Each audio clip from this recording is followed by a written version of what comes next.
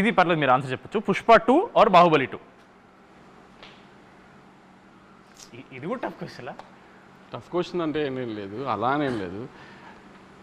Pushpa 2 we rooted for Pushpa 2 ఎక్కువ, ఎందుకంటే ఇండియాలో కైండ్ ఆఫ్ ఇది అది అని. బాహుబలి టైంకి మనకింత సోషల్ మీడియా ఇది లేదు, సో మనం దాని ఎఫెక్ట్ తర్వాత రాజమౌళి గారు వేసిన ప్లాట్ఫామ్ అంతా తర్వాత అందరం ఎంజాయ్ చేస్తున్నాం, కానీ అప్పుడు అంత ఇది లేదు. కానీ we rooted for Pushpa 2 lot. Pushpa 2 హిందీలో బాగా చేయాలి, సో ఐ మీన్ వాళ్ళ పెద్ద పెద్ద హీరోలు చేసిన రికార్డ్స్ అని బ్రేక్ చేయాలని we all rooted for it. కాబట్టి ఎంతో కొంత కొంచెం పుష్ప మీద ప్రేమ ఎక్కువ.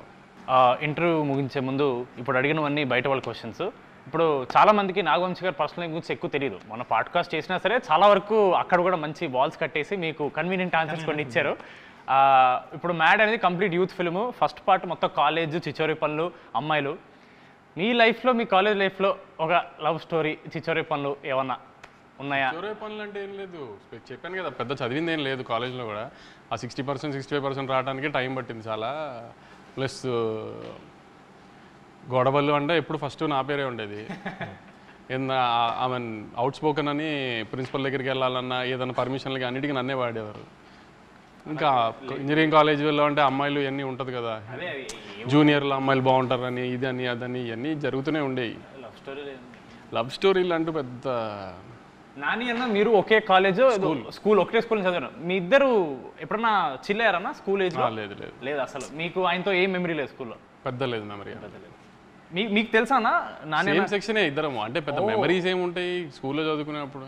సో మ్యాడ్కి థియేటర్కి వచ్చినప్పుడు ఏం ఎక్స్పెక్ట్ చేయాలి అని ఒక final words. We promise we deliver, అంతే. అన్నది ఏమంటే మేము కామెడీని ఇస్తామని ప్రామిస్ చేస్తున్నాం. కామెడీ రాకపోతే అప్పుడు మాట్లాడదాం కంపల్సరీ.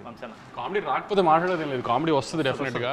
కామెడీ వస్తుంది, ఆ కామెడీని నవ్వడానికి మాత్రమే రండి. మళ్ళీ మళ్ళీ అదే చెప్తున్నాను. చిన్న క్రైమ్ యాంగిల్ ఉంటుంది సినిమాలో, ఏంటి క్రైమ్ యాంగిల్ ఇంత సిల్లీగా ఉందని నేనే చెప్తున్నా. క్రైమ్ యాంగిల్ సిల్లీగానే ఉంటుంది, అది సిల్లీగా ఉండి మీరు నవ్వుకోవాలని అలా పెట్టాము. దానికి లాజికల్గా సీరియస్ టోన్లో పెట్టలేదు.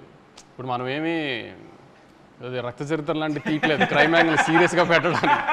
సో మనం సిల్లీగా ఉండాలని ఆ సిల్లీ క్రైమ్ యాంగిలే పెట్టాము. అది సిల్లీగా ఉంటుంది అని, అంత సిల్లీగా ఉంది అంటే కూడా నవ్వుకుంటారు కూడా. ఎందుకంటే మధ్యలో ఇండియానికి ఎవరు కనుక్కున్నారు, అమెరికాని ఎవరు కనుక్కున్నారు అని కూడా చెప్పాడు మొత్తానికి.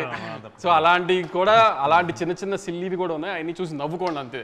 లాజిక్లు ఎతకండి, మీరు నవ్వించే గ్యారంటీ మాది. దయచేసి థియేటర్స్కి వచ్చి నవ్వుకోండి సమ్మర్లో.